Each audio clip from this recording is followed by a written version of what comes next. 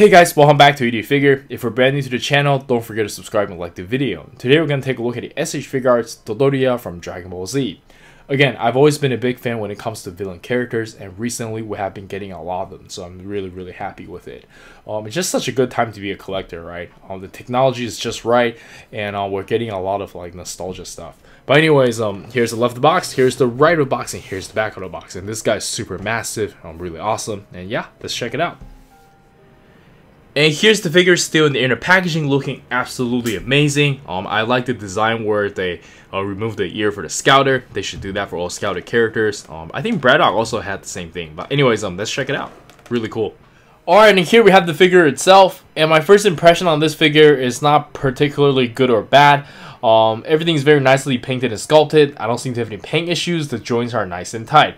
But the only issue I have, same with everybody, is that he is too skinny if you're looking at it from the side, which makes it a little bit awkward.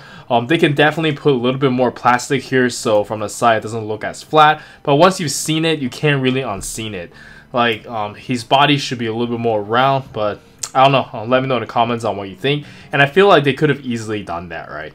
Just give a little bit more plastic here on the stomach, but I digress, and let's just take a closer look at the figure. Of course, he looks like he's walked out straight from the anime, so no problem there. And yeah, let's check out the articulation. I don't think there's anything you guys haven't seen already.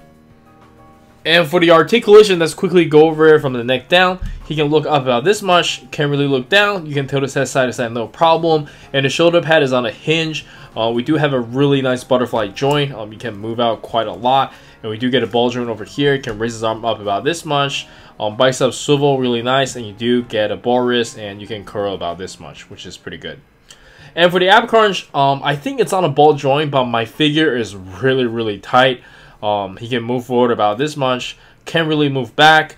But because of the shape, I don't think you are able to turn him too much. Again, kind of wish this body is round. But as it is, I don't really want to move it too much because, yeah, it's a little bit too tight. I don't want to break anything. But I'm not sure if you guys can see. It's basically like a ball joint in there. And for the leg, I actually thought they did a pretty good job. We have the usual design. And he can kick up about this high, bend about this much, thigh swivel, side to side pivot, and toe hinge. And I believe that's it for the articulation.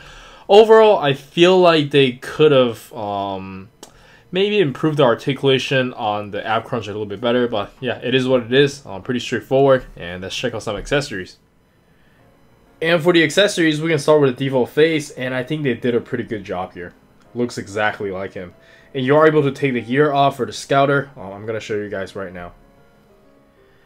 And here is the Scouter, looking pretty nice. And next up, we get, I think, more evil smiling face. And the last one we got is an angry shouting face, or the face where Vegeta is torturing him. And for the interchangeable hands, first off, we get a pair of relaxed open hands, and these are really nicely painted and sculpted. And then we have a more powerful, just grippy display open hands. And lastly, we get one pointing finger on the left for the Scouter, and the 7-star Dragon Ball. And I believe that's everything, and let's check out some action posing.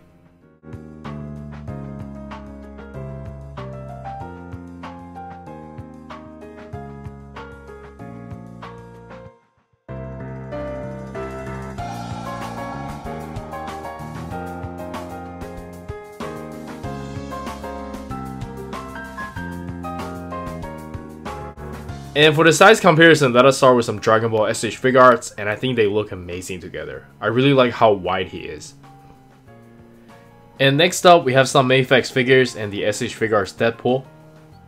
And next up, we have some Jujutsu Kaisen and Naruto S.H.Figuarts, but specifically just Itachi. If you're still looking for the Akatsuki robe, I have a few left, but not too many of them. And lastly, we have some Figma figures, and let's jump straight into the final thoughts. Alright, so for the final thoughts, I think the figure is okay. The articulation is pretty good, very fun to pose with, and it's going to be a really good display piece. But the flat stomach is too big of a letdown, and is really showing because the aftermarket price for this guy is not very good. I think he's cheaper than a pre-order. But yeah, let me know in the comments on what you think.